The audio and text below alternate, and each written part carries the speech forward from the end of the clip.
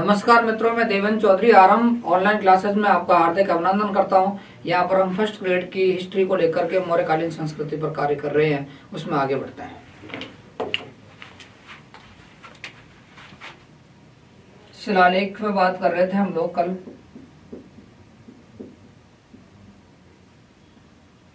शिलालेख में भी कल मैंने चर्चा जो की थी बृहद शिलालेख पर की थी।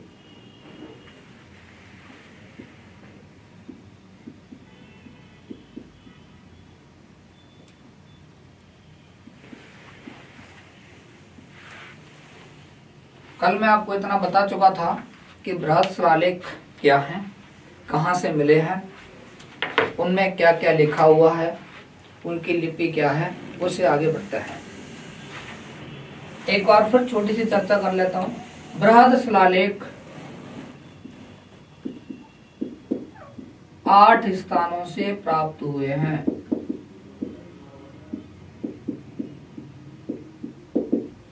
बृहद शिलालेख कितने स्थानों से प्राप्त हुए हैं? 8 स्थानों से प्राप्त हुए हैं और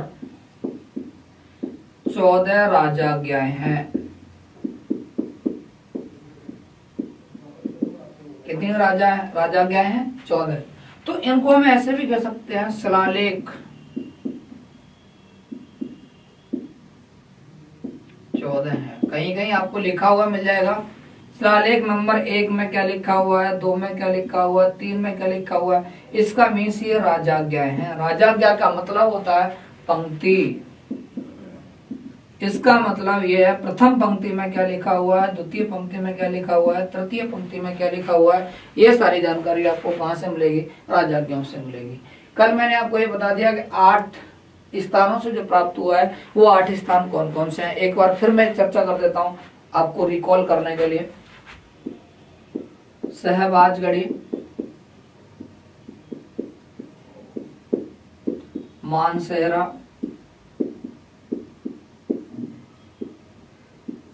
कालसी, गिरनार,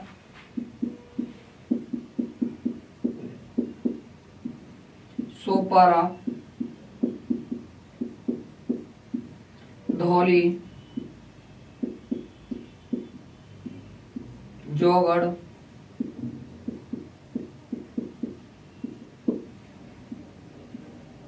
एर्रीगुडी। इससे पिछले वाले वीडियो में मैंने इनको रिप्रेजेंट करके भी दिखाया है, उस वीडियो को आप एक बार देख लेना। और मैंने उसमें ये भाषा की भी चर्चा की थी कि इसकी भाषा कैसी है? खरोष्ठी। लिपि कैसी है? खरोष्ठी। इन सब की लिपि ब्राह्मी और इसकी जो लिपि है ब्रूस्टोफेडनिक।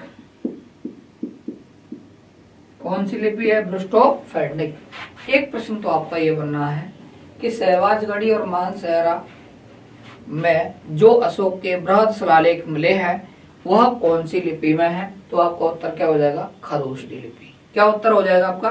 खरोष्ठी लिपि। दूसरा प्रश्न आएगा अशोक के निम्नलिखित में से कौन कौन से बृहद शिलालेख ब्राह्मी लिपि में लिखे गए हैं? तो ब्राह्मी में कौन से? कालसी, गिरनार, सोपारा, धौली, जोगढ़। अब मैंने कल ये इससे पहले वाले वीडियो में आपसे चर्चा की थी कि कालसी कहां से मिला है? उत्तराखंड। मैंने आपको ये भी बता चुका हूँ उत्तराखंड में विकासनगर एक तहसील है। विकासनगर तहसील कहाँ है? देहरादून में। गिरनार बता चुका हूँ कहाँ मिला है? गुजरात में मिला है। सोपारा बता चुका हूँ। सोपारा कहाँ से मिला है? महाराष्ट्र से मिला है। सोपारा कहाँ से मिला है? महाराष्ट्र से मिला है। धौली और जोगढ़ दोनों कहाँ से मिले हुए हैं? आपको उड़ीसा से प्राप्त हुए। कहाँ से प्राप्त हुए? उड़ीसा से प्राप्त हुए। और जो 8वां स्थान है वो क्या है? एर्रीगुडी। एर्रीगुडी कहाँ आता है? एपी में आता है। एपी मतलब होता है आंध्र प्रदेश। एपी का मतलब क्या होता है? आंध्र प्रदेश। इसकी लिपि कौन सी है? ब्रूस्टोफेडनिक। कौन सी लिपि है? ब्रूस्टोफेडनिक। आपके लिए क्वेश्चन इस प्रकार से भी आ सकता है, निम्नलिखित में से कौन सा अशोक का बृहद शिलालेख बाएं से दाएं एवं दाएं से बाएं लिपि में लिखा हुआ है? तो आपका उत्तर क्या हो जाना चाहिए? एर्रीगुडी। एर्रीगुडी में कौन सी लिपि है? ब्रुस्टोफैडनिक लिपि। ब्रुस्टोफैडनिक का मतलब होता है दाएं से बाएं लिखना, बाएं से दाएं लिखना। एक बार इस प्रकार से लिखना, ABCD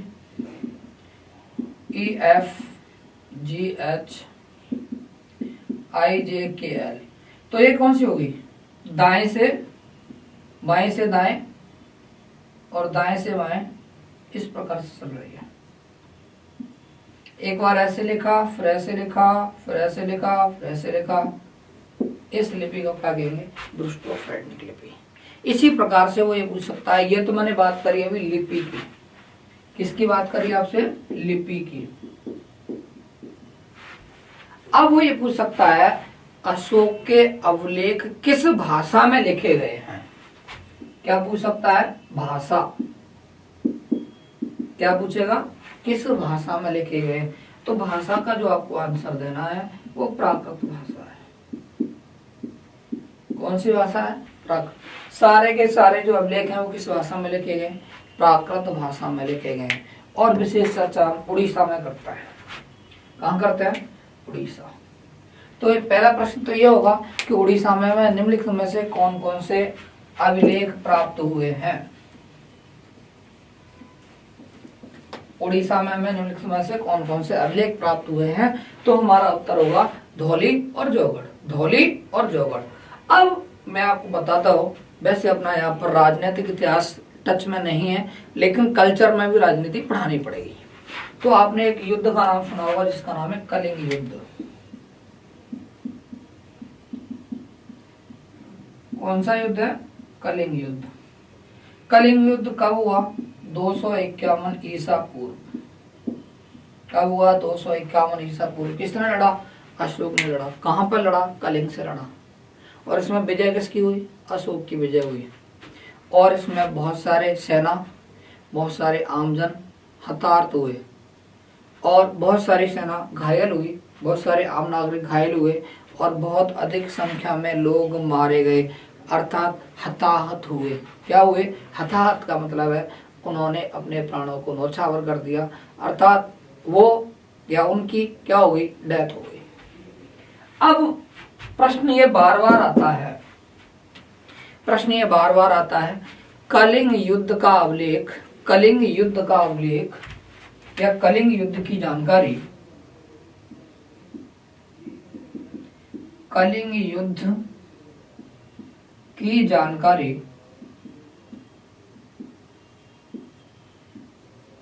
किस शिलालेख से मिलती है?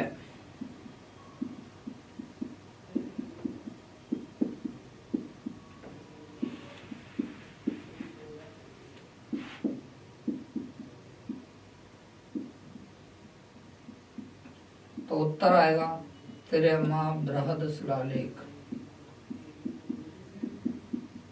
बृहद शिलालेख का मतलब है 13वीं राजाज्ञा। कौन सी राजाज्ञा? यह हजारों बार क्वेश्चन पूछा गया, हर एक एग्जाम को छोड़ करके दूसरे एग्जाम में पूछा जाता है। हर एक एग्जाम को छोड़ करके दूसरे एग्जाम में पूछा जाता है कि कलिंग युद्ध की जानकारी मिलती है। तो कहां से मिलती है कलिंग युद्ध की जानकारी? बताइए आप लोग। 13वें बृहद शिलालेख से मिलती है। कहां से मिलती है? 13वें बृहद शिलालेख से मिलती है।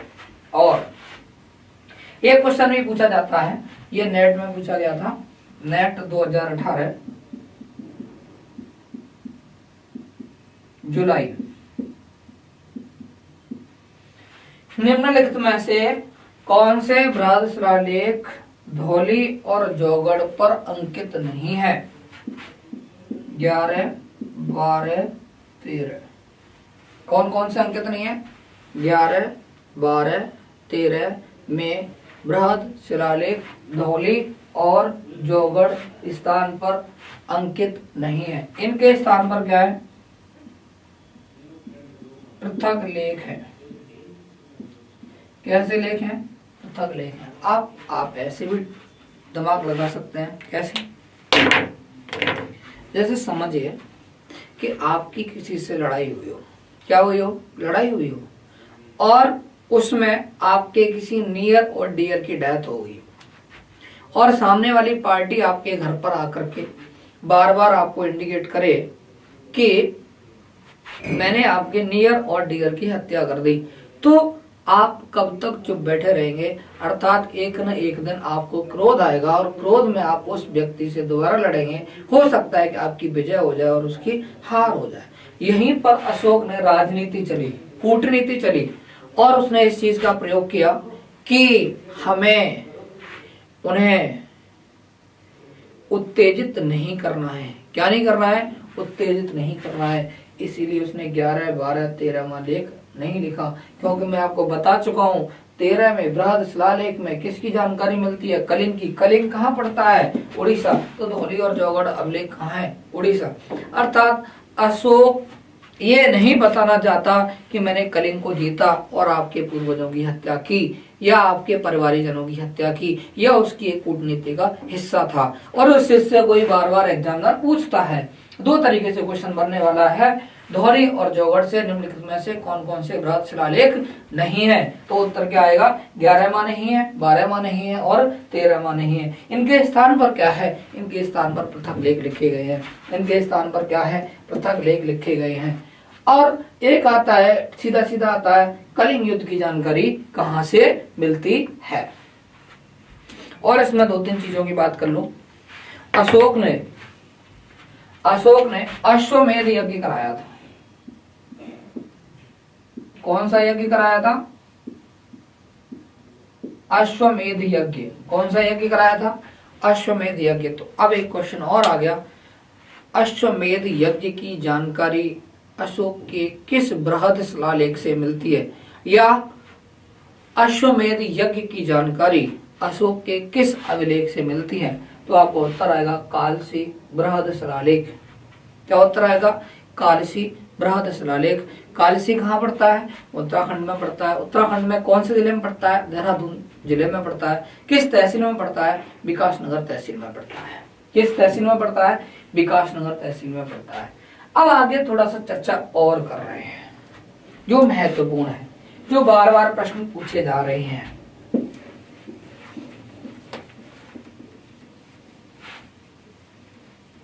देखिए वो चर्चा देखिए। अभी एक प्रश्न आता है, अशोक के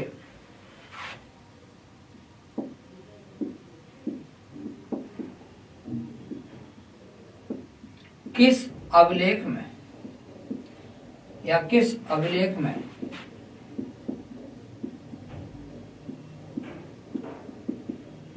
पड़ोसी राज्यों की जानकारी मिलती है?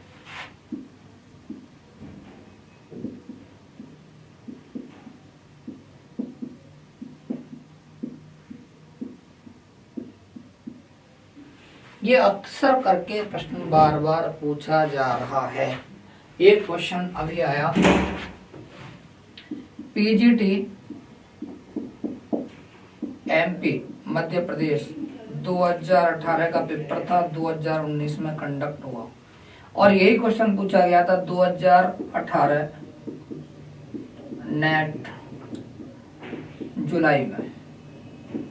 अब दोनों में अलग अलग है, इसके आंसर दो आते हैं। दूसरा 13वां बृहद शिलालेख। कौन कौन सा आता है? दूसरा 13वां बृहद शिलालेख। यदि 13 दूसरा नहीं दिया है और केवल 13 दिया है तो उत्तर ये सही है, और 13 नहीं दिया है केवल 2 दिया है तो उत्तर क्या सही है? ये सही है। और यदि दोनों दिए हैं तो आपका उत्तर क्या होगा? तो आपको उत्तर टिक करना पड़ेगा दूसरा। क्या टिक करना पड़ेगा? दूसरा। ये क्वेश्चन बार बार पूछा जा रहा है। कहाँ पूछा जा रहा है? बार बार पूछा जा रहा है, हर स्टैंडर्ड एग्जाम में पूछा जा रहा है। क्योंकि अभी तक आप एक ही चीज रटते थे कि अशोक ने पड़ोसी राज्यों का उल्लेख 13 में अभिलेख में किया है, लेकिन दूसरे अभिलेख में किया है केरल पुत्र, सारी पुत्र, आदि आदि आदि। इतनी चीज आपकी समझ में आई होगी। अब आगे चर्चा कर रहे हैं।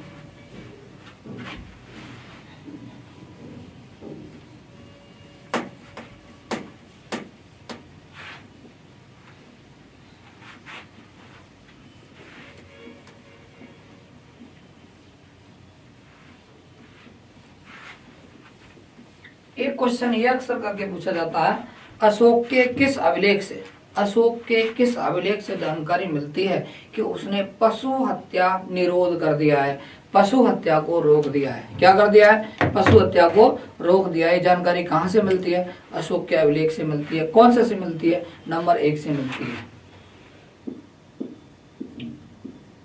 पशु हत्या निरोध कहाँ से मिलती है? नंबर 1 से मिलती है। नंबर 1 बृहद शिलालेख से मिलती है। किससे मिलती है? नंबर 1 बृहद शिलालेख से मिलती है। वहीं औषधालय की जानकारी कहाँ से मिलती है? औषधालय की जानकारी नंबर 2 से मिलती है। औषधालय में दोनों हैं, पशु और मानव, पशु और मानव दोनों हैं औषधालय। कौन करता है, कौन बात कर रहा है? अशोक कह रहा है अपने दूसरे बृहद शिलालेख में, कह रहा है कि अभी जो पाकशाला में पशुओं की हत्या की जाती है वो नहीं की जाएगी, केवल 2 हिरण 1 मोर मारा जाएगा और भविष्य में कालांतर में यह भी नहीं मारा जाएगा। अर्थात पशु हत्या रोकने की चर्चा कहाँ की गई है? नंबर 1 में। और अशोक ये कहता है कि सभी मेरे पड़ोसी राज्य, सभी मेरे निकटवर्ती राज्य भय में न जिएं, अपना आनंद पूर्वक जीवन बिताएं, और यदि आप विद्रोह करेंगे तो सजा भुगतने के लिए तैयार रहें। और वो कहता है कि आपको किसी भी चीज से परेशान होने की जरूरत नहीं है, क्योंकि वो दूसरे में कहता है कि मैं सभी के लिए औषधालय की व्यवस्था कर रहा हूँ, सबके लिए हॉस्पिटल खुलवा रहा हूँ, सबके लिए औषधि की व्यवस्था करवा रहा हूँ। औषधि में वो डॉक्टर भी भेज रहा है, उस समय भेषज भी भेज रहा है, और वह वहां पर औषधालय भी लगवा रहा है, और वहां पर जो आयुर्वेद की औषधि हैं उनका भी प्रोडक्शन करवा रहा है। वो जो औषधालय हैं वो केवल और केवल मानव के लिए नहीं है, वो दोनों के दोनों जो औषधालय हैं मानव के लिए और पशु के लिए, दोनों के लिए औषधालयों की स्थापना करवाता है। कौन करवाता है? अशोक करवाता है। आगे चर्चा कर रहे हैं। जो महत्वपूर्ण बातें थी बृहद शिलालेख में मैंने आपको बता दी, और एक एक करके पूरे के पूरे 14 के 14 आपके एग्जाम में नहीं आने वाले हैं, 14 के 14 आते हैं। जो पेपर होता है जिसका सब्जेक्ट हिस्ट्री होगा उसमें एक एक करके वो 14 के 14 पूछ सकता है, लेकिन फर्स्ट ग्रेड लेवल का डेटा नहीं है। ये या तो आईएएस में पूछा जाएगा या नेट के पेपर में पूछा जाएगा। अब बात करते हैं लघु शिलालेख।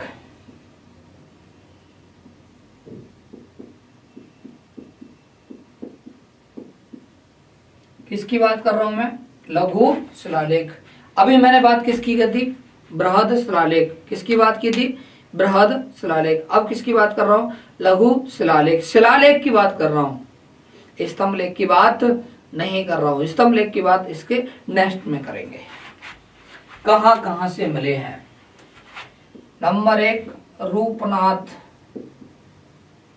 ऐसा करते हैं, इधर लिख लेते हैं, बाकी उधर मैप बना देंगे।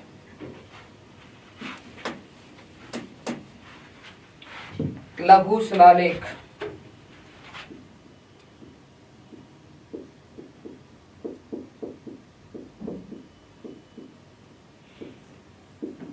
Number 1 Rupnath, number 2 Gujarra, number 3 Saru मारो,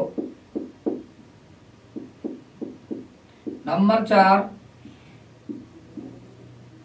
पनर गुडरिया,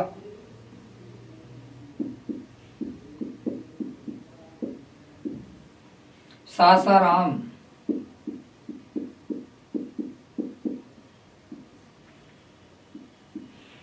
अहरोरा,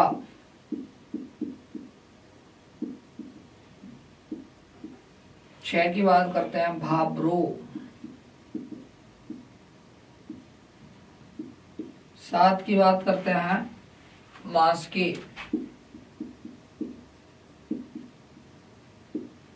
'ब्रह्मगिरी,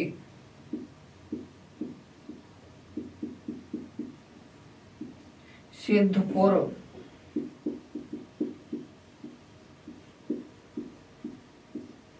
इसकी बात करते हैं सिद्धपुर,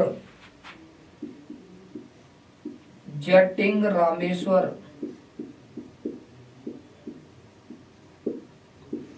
जटिंग रामेश्वर, गोवी मठ, जटिंग रामेश्वर, गोवी मठ, पालकी गुंडो,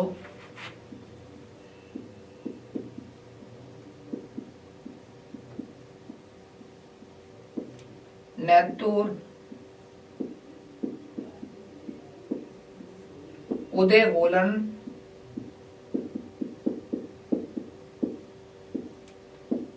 सन्नाती, एर्रीगुडी,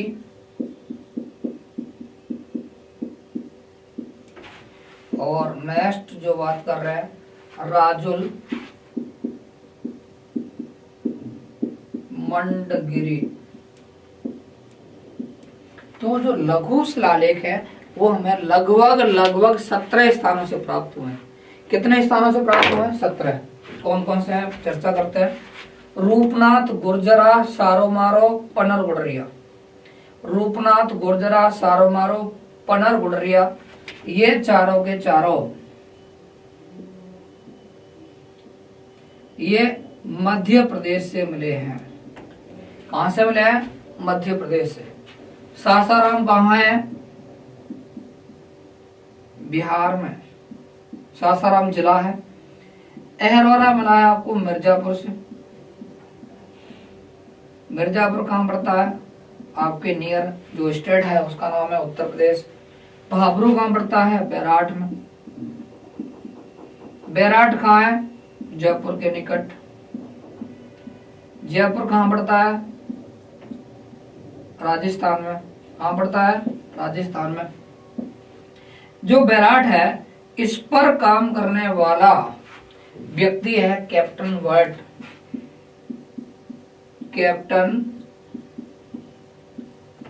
कैप्टन वर्ट द्वारा 1840 में से खोजा गया और इसमें अशोक को मगध राज बताया गया है। अशोक को मगध राज कहाँ कहा गया है? भाबरू। भाबरू कैसा है? लघु शिलालेख। कैसा शिलालेख है? लघु शिलालेख है। कहाँ से मिला है? बैराठ। बैराठ कहाँ है? जयपुर के निकट। जयपुर कहाँ पड़ता है? राजस्थान में। कब खोजा गया? 1840 ईस्वी में खोजा गया। किसके द्वारा खोजा गया? कैप्टन वर्ट के द्वारा खोजा गया। और इसमें अशोक के बारे में, अशोक के लिए क्या शब्द का उल्लेख किया गया है? उस शब्द का नाम है मगध राज, अर्थात मगध का राजा। तो आपसे डायरेक्टली क्वेश्चन पूछा जाएगा कि निम्नलिखित में से किस अभिलेख में अशोक के लिए मगध राज शब्द का प्रयोग किया गया है? कौन शब्द का प्रयोग बात कर रहा हूं मैं? मगध राज शब्द का प्रयोग किया गया है। तो आपका उत्तर आएगा भाबरू लघु शिलालेख। क्या उत्तर आना चाहिए आपका? भाबरू लघु शिलालेख। और इसमें बुद्ध धम्म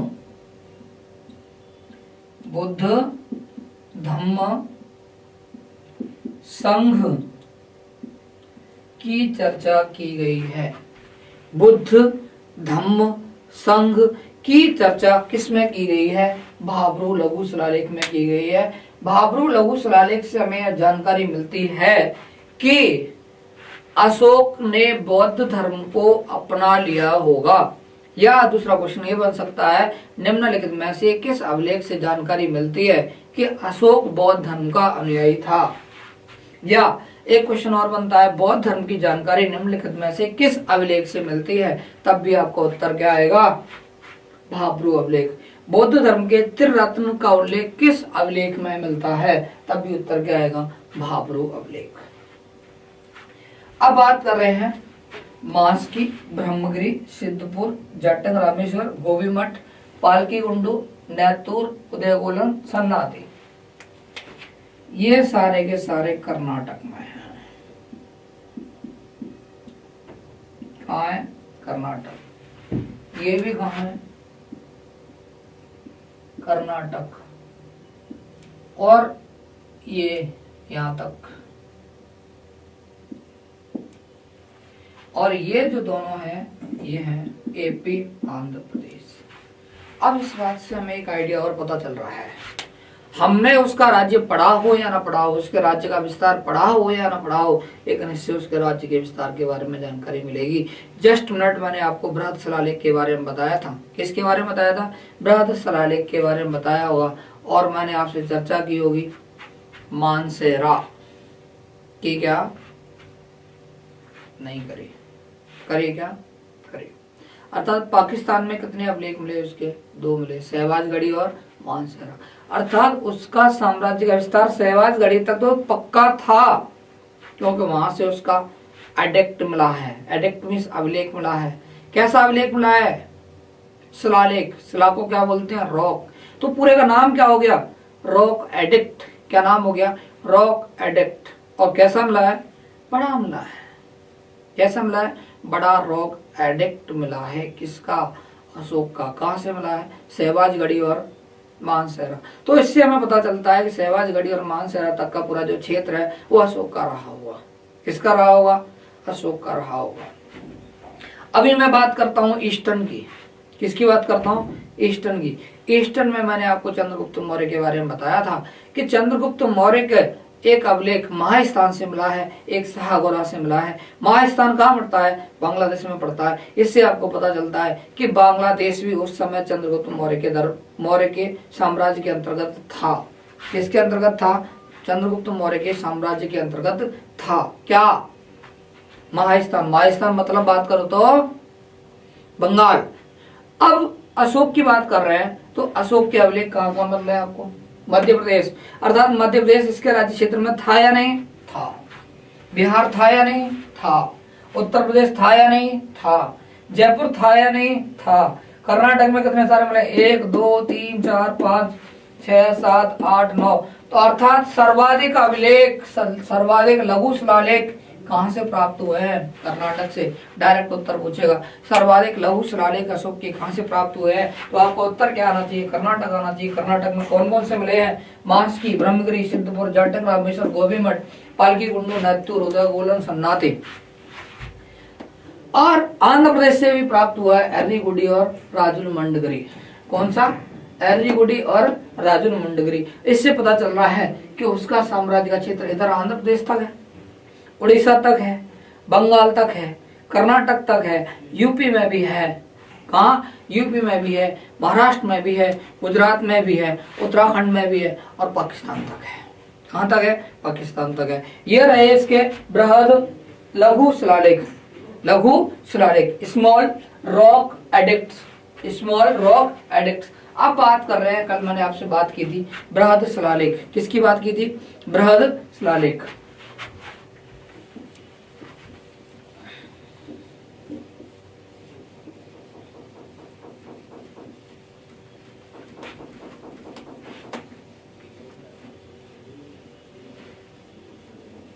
देखिए बृहद शिलालेख, देखिए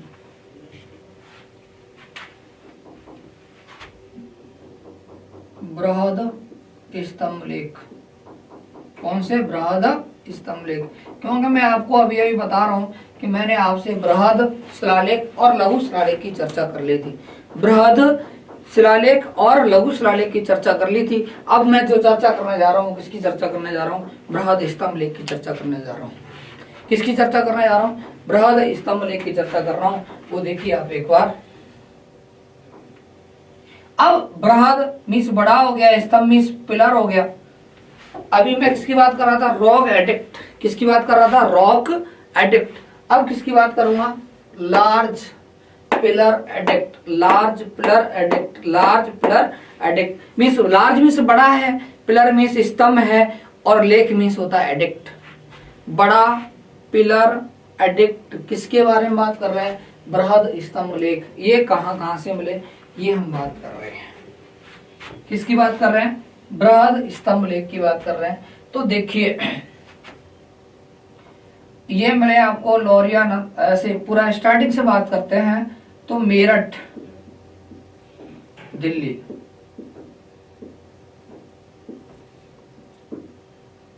टोपरा दिल्ली, लौरिया नंदनगढ़, लौरिया, अरराज,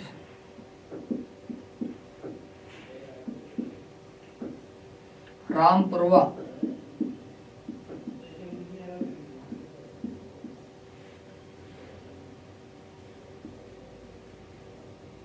प्रयाग, कौशाम्बी प्रयाग कर लेते हैं,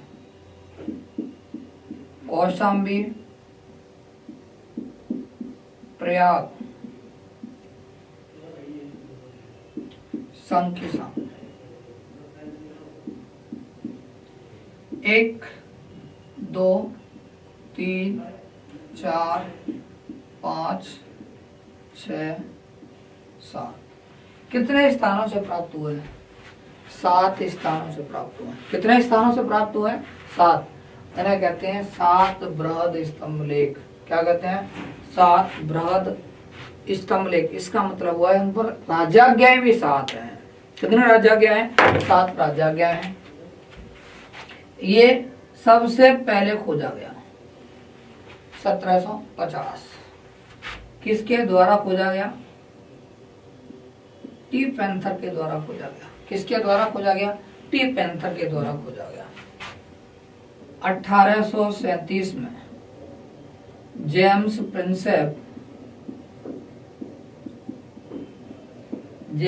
प्रिंसेप द्वारा पढ़ा गया।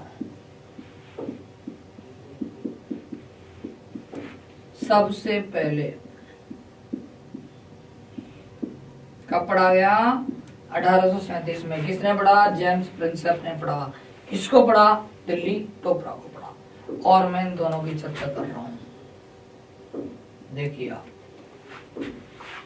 मेरठ दिल्ली 2 नाम है, टोपरा दिल्ली 2 नाम है, कौशाम्बी प्रयाग 2 नाम है। पहले आगे जो नाम दिया गया यहाँ पहले था,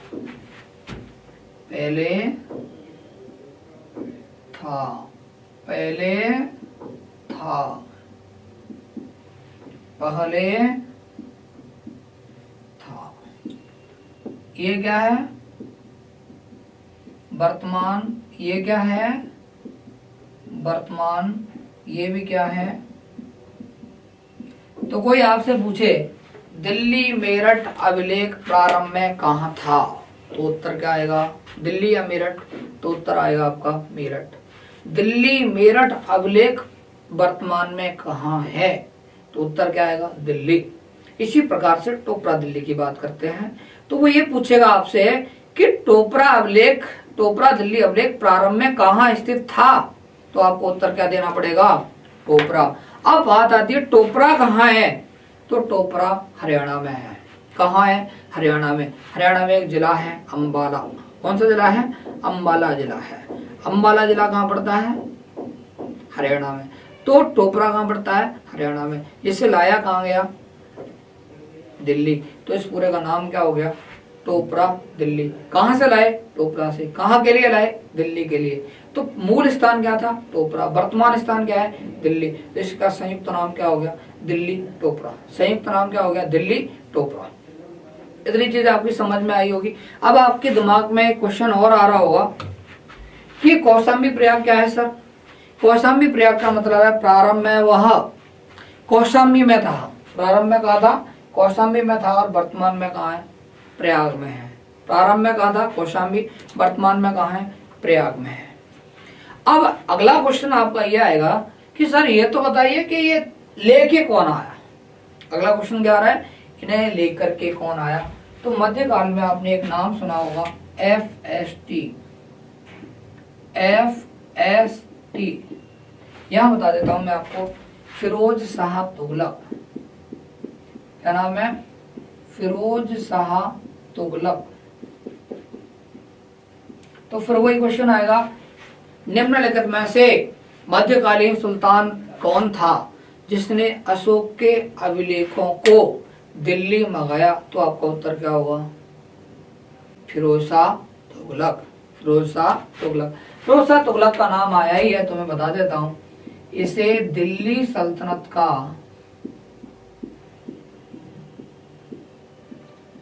क्या कहते हैं? दिल्ली सल्तनत का अकबर कहते हैं। क्या कहते हैं? अकबर। इसने अकबर ही क्यों कहते हैं? इसलिए कहते हैं क्योंकि इसने कल्याणकारी कार्य किए थे। क्या कल्याणकारी कार्य है? नहर बनवाई, बाग लगवाए, पेंशन विभाग की स्थापना की, औषधालय का निर्माण करवाया, पेंशन देना प्रारंभ किया, दास विभाग की स्थापना हुई, और एक और काम क्या हुआ? ये पिलर एडिक्ट को दिल्ली लेकर के आया। अर्थात ये चाहता तो अशोक के अभिलेखों को नष्ट कर सकता था, लेकिन इस व्यक्ति ने वो अभिलेख नष्ट नहीं किए। अर्थात इसने प्राचीन स्थापत्य कला को महत्व दिया और उनको सुरक्षित स्थान पर रखवाया। क्लियर हुआ? अब बात आती है लौरिया नंदनगढ़, लौरिया राज, लौरिया और ये रामपुरवा। ये तीनों के तीनों बिहार में है। कहाँ है? बिहार में। बिहार का भी एक जिला है चंपारण। कौन सा जिला है? ये चंपारण वही जिला है जहाँ पर गांधी जी ने 1917 में चंपारण आंदोलन चलाया था। और ये चंपारण आंदोलन वही है जिसका 2018 में भारत सरकार द्वारा चंपारण आंदोलन की 100वीं वर्षगांठ मनाई गई है। तो ये क्वेश्चन आने की संभावना है। चंपारण हमारा मॉडर्न इंडिया में भी क्लिक करेगा और चंपारण हमारा एंशियंट इंडिया में भी क्लिक कर रहा है। लौरिया नंदनगढ़, लौरिया राज, लौरिया रामपुरवा। रामपुरवा में अब इसमें ये और देखो जितने भी ये आपको दिखाई दे रहे हैं एडिक्ट, इन पर किसी न किसी पशु की आकृति है। किसकी आकृति है? पशु की आकृति। तो रामपुरवा में क्या है? बैल। रामपुरवा में क्या है? बैल। और नंदनगढ़ में क्या है? सिंह। और राज्य की बात करें तो एक इतिहासकार हुए आरपी चंदा। आरपी चंदा कहते हैं कि ऊपर से उसका भाग टूटा हुआ है, लेकिन यहाँ पर गरुड़ की आकृति रही होगी। क्या कहते हैं? यहाँ पर गरुड़ की आकृति रही होगी। अब कौशाम्बी प्रयाग की जो मैं बात कर रहा हूँ, तो कौशाम्बी इसका क्या हो गया? मूल स्थान हो गया। कौशाम्बी क्या हो गया? इसका मूल स्थान हो गया। और वर्तमान में ये कहाँ रखा हुआ है? प्रयाग में। पहले कहाँ था? कौशाम्बी में। तो इसे कौन लेकर के गया? इसमें मैं आपको चर्चा करने वाला हूँ।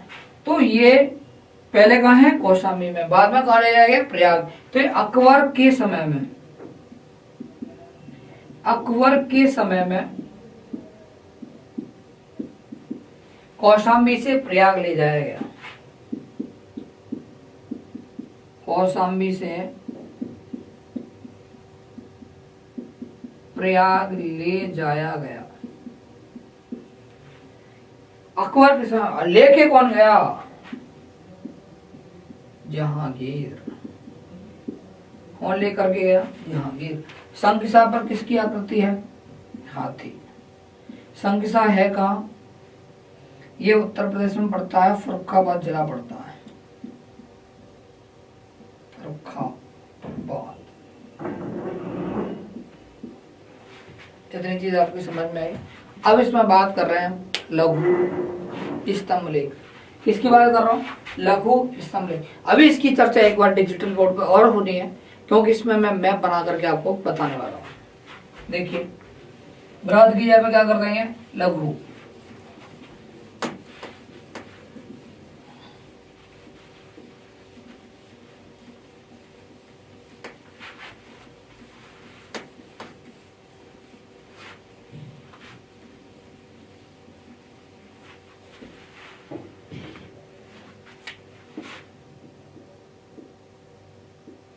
लघु। लघु में देखिए सांची, सारनाथ,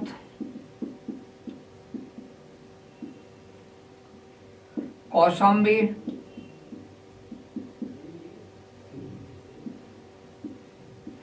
रोमेंदेई, निगलीवा, ये दोनों बिहार की तराई, बिहार और यूपी और नेपाल की तराई से मिले। तो यहाँ मैं लिख सकता हूँ नेपाल की तराई,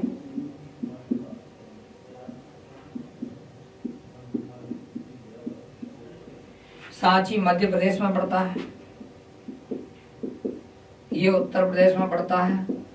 कौशाम्बी उत्तर प्रदेश का एक जिला है और ये नेपाल की तराई में है, यूपी में।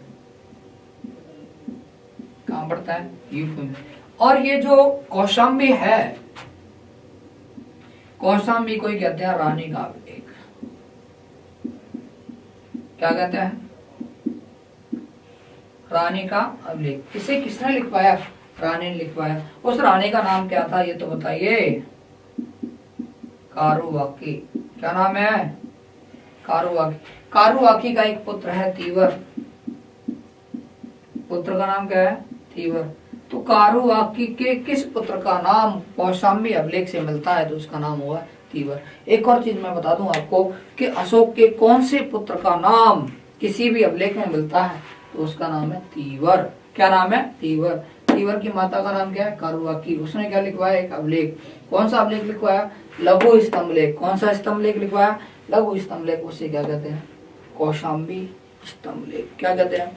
कौशाम्बी स्तंभलेख। इसके बाद और चर्चा कर रहा हूं, गुहालेख। किसकी चर्चा कर रहे हैं? गुहालेख। गुहालेख दो व्यक्तियों द्वारा लिखवाए गए। Number 1 Ashok, number 2 Dasharath. अशोक और अशोक का पुत्र अर्थात पौत्र दशरथ, दोनों के द्वारा लिखवाए गए। इसने बराबर की पहाड़ियों पर लिखवाए।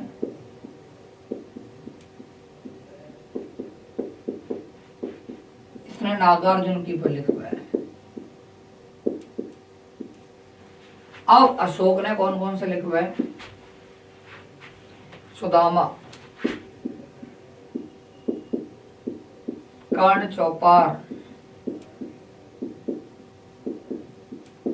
विश्व झोंपड़ी, अब नागार्जुन की पहाड़ी पर कौन से हैं ये देख लेते हैं। नागार्जुन की जो पहाड़ी पर है लोमहर्ष की गुफा,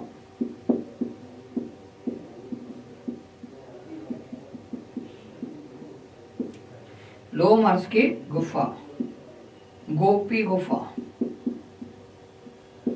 बड़वीतिका गुफा